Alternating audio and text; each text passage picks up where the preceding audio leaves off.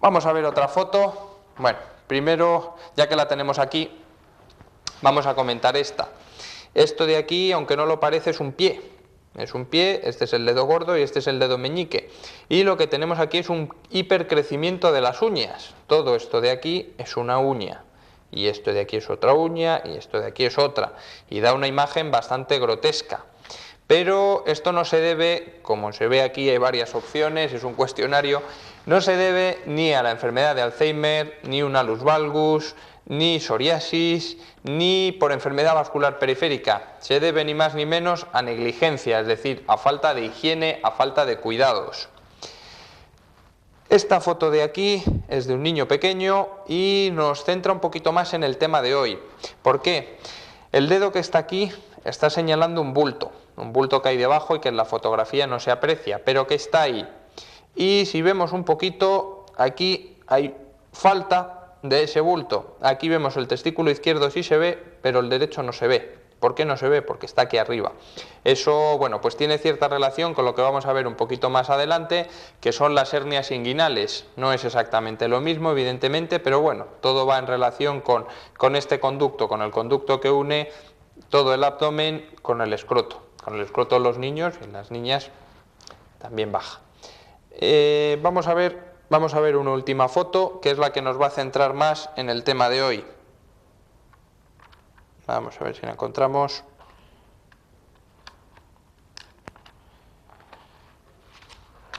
Aquí está.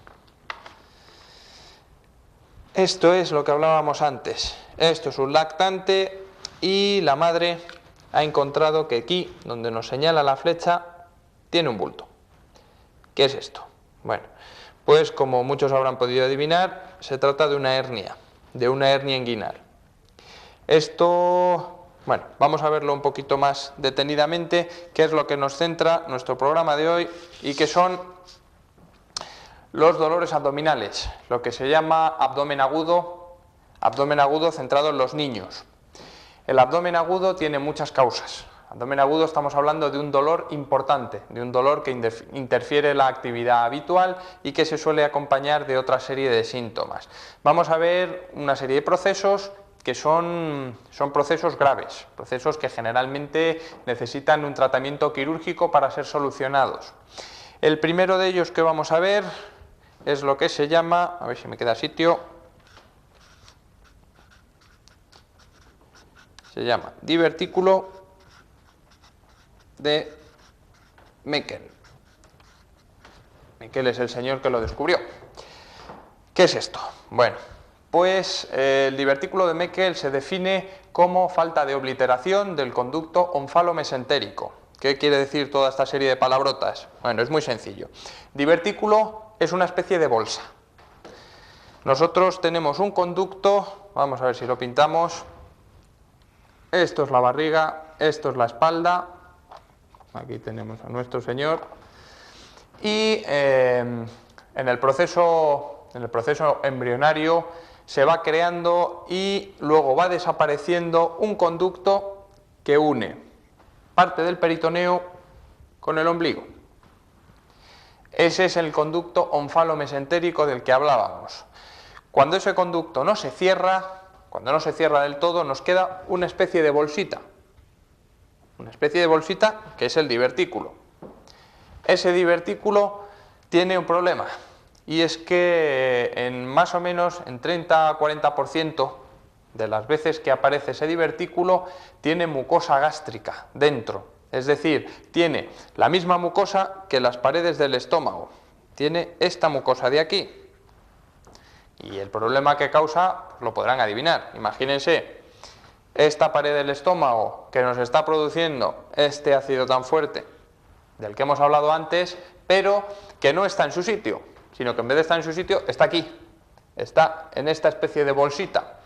¿Qué es lo que causa? Bueno, pues causa que los niños pequeños, generalmente alrededor de los 2 años, cuando esta mucosa que está fuera de sitio empieza a funcionar y a producir ácido clorhídrico, pues claro, empieza a machacar todas las paredes del divertículo.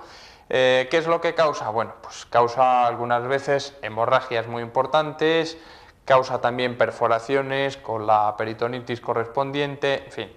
Como ya hemos hablado antes, este problema tiene tratamiento quirúrgico. Es relativamente difícil de diagnosticar. Existe una prueba muy específica para ello, que es la prueba, vamos a ver si nos cabe por algún lado, la prueba del tecnecio 99. El tecnecio, aunque tiene nombre así muy raro, es un material radioactivo, pues bueno, similar por asemejarlo a algo que conocen más, al carbono 14, que se utiliza para las pruebas de antigüedad. Pues bueno, esto es otro isótopo. Este tiene la característica de que se une específicamente a la mucosa gástrica. ¿Qué es lo que hacemos entonces? Bueno, pues se le administra al niño este compuesto y se nos va a unir evidentemente a toda la parte del estómago y además se nos unirá aquí, con lo cual después de dárselo, en cuanto veamos que aparece en un sitio que no debe, pues ya sabemos que tenemos este problema. Vamos a ver otra cosa mucho más frecuente y que es lo que hemos visto antes en la fotografía, las hernias. Una hernia. Bueno, ¿por qué aparece la hernia? Bueno, pues la hernia aparece porque el conducto que une el abdomen con el escroto es un conducto, bueno, en las chicas también aparece, evidentemente no con el escroto, pero es un conducto que también existe. Esto es mucho más típico de los varones, precisamente por las diferencias anatómicas es mucho más frecuente en el varón. Ese conducto que une es un conducto que lleva todo lo que es el testículo y los vasos que le acompañan, los vasos que llegan a él. Vamos a tener una arteria, vamos a tener una vena y vamos a tener el cordón espermático que baja porque los testículos se forman en el abdomen y luego bajan. La foto que veíamos antes, el testículo permanecía dentro del abdomen.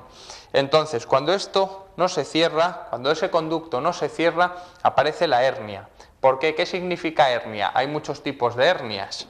¿Qué significa esta hernia cuando es inguinal? Significa que existe un contenido que está fuera de su sitio, y está fuera de su sitio porque hay un paso que no debería estar.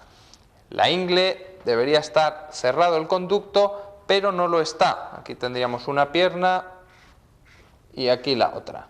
Entonces, cuando este conducto no está cerrado, existe parte de una víscera, que es el intestino, que es lo más sencillo, parte de una víscera que pasa por este conducto. Tenemos parte del intestino que baja por aquí y se nos cuela. Se nos cuela y desciende por el conducto hasta la ingle. Esto muchas veces vuelve a subir y no da ningún problema. Eso es lo que se llama una hernia reducible. ¿Por qué? Porque lo mismo que baja puede subir y no pasa nada. Es muy característico, esto se ve, es muy característico que en el niño cuando llora, este bulto aumenta. ¿Por qué pasa eso? Es muy sencillo. Cuando el niño llora, expande los pulmones. Al expandir los pulmones, el diafragma baja. El diafragma baja y comprime todas las vísceras del abdomen, las comprime y las empuja hacia abajo. Como aquí tiene un huequecito de salida, el niño cuando llora lo que hace es que está empujando el intestino para abajo. ¿Qué problema serio nos da esto? Bueno, pues es todo un problema muy serio cuando baja y luego no puede subir. ¿Por qué? Si este anillo es estrecho, imaginemos que el anillo viene por aquí y por aquí. Si este anillo es estrecho, puede llegar a comprimir esa parte de asa que ha bajado donde no debe. Se nos ha escapado y baja donde no debe. ¿Qué ocurre? En el momento en que comprima, la circulación de retorno, las venas que van alrededor de la pared del intestino, esas venas se comprimen y tenemos un problema más o menos similar al que nos produce la apendicitis, que vendría aquí porque es otra causa de abdomen agudo. Produce algo similar a la apendicitis. ¿Por qué? Porque no puede retornar la sangre, se nos acumula y llega un momento en que la inflamación hace que a toda la parte de abajo, la que queda por debajo del anillo, a esta parte de aquí, no le llega sangre. Que no le llega sangre, ¿qué pasa? Se necrosa, se perfora y los problemas, bueno, pues son bastante serios. Solución evidentemente de esto, absolutamente quirúrgica. De la apendicitis, bueno, pues poco hay que hablar de la apendicitis que no se conozca ya. De todas maneras, por la importancia del tema, por la frecuencia del tema, le dedicaremos en otro episodio un ratito más grande. Más grande en cuanto a ver sobre todo cuáles son los síntomas que aparecen en la apendicitis y cómo se puede distinguir ante un dolor abdominal de uno de los chavales, cómo se puede distinguir si se debe a apendicitis o no se debe a apendicitis. Hay casos muy claros, pero hay otros que es muy difícil saber si es una apendicitis, muy difícil incluso para un profesional, y se necesitan, aparte de las pruebas de laboratorio, algunas pruebas de imagen como la ecografía, pero bueno, eso lo veremos otro día. Vamos a ver por último otra causa de abdomen agudo en los niños, que es la invaginación. Vamos a ver si nos cabe por aquí. Sí, lo que pasa es que es difícil escribirlo. Bueno, invaginación intestinal. ¿En qué consiste esto? Bueno, esto se da sobre todo en los niños muy pequeños. En los niños muy pequeños lo más frecuente es entre los 3 meses y los 9 meses, más o menos.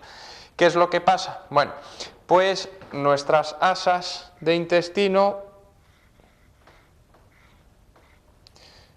digamos que esto es el final del ileón, el final del intestino delgado, y empezamos con intestino grueso. Pues parte del intestino se invagina dentro de la parte siguiente, es decir, se mete dentro. Se nos mete dentro, pues imagínense que esto se mete aquí dentro y esto se mete aquí dentro.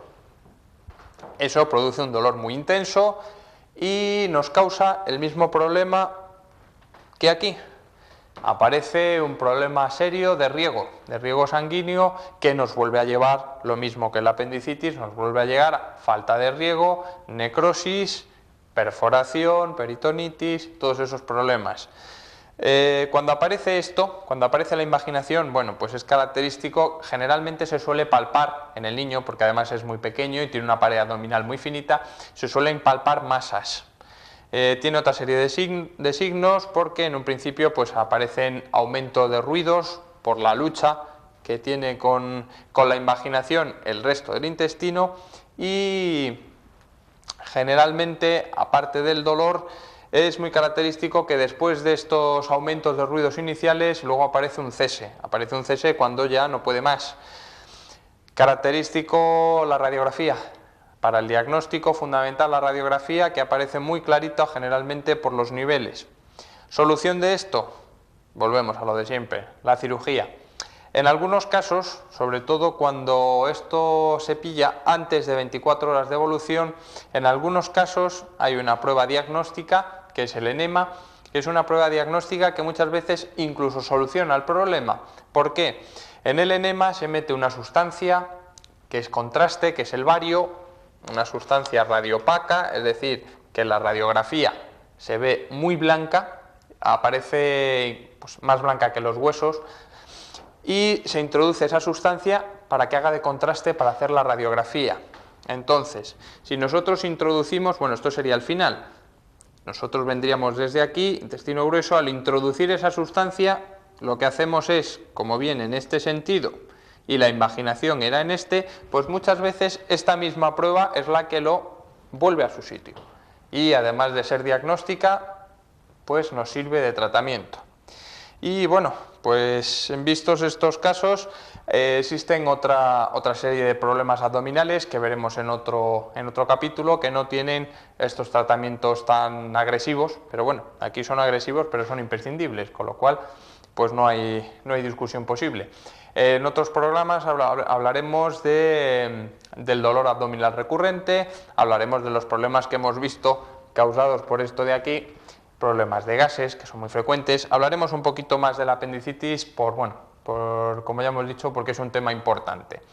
Y bueno, pues nada más por hoy. Esperamos que les haya gustado y verles el próximo día. Adiós, buenas tardes.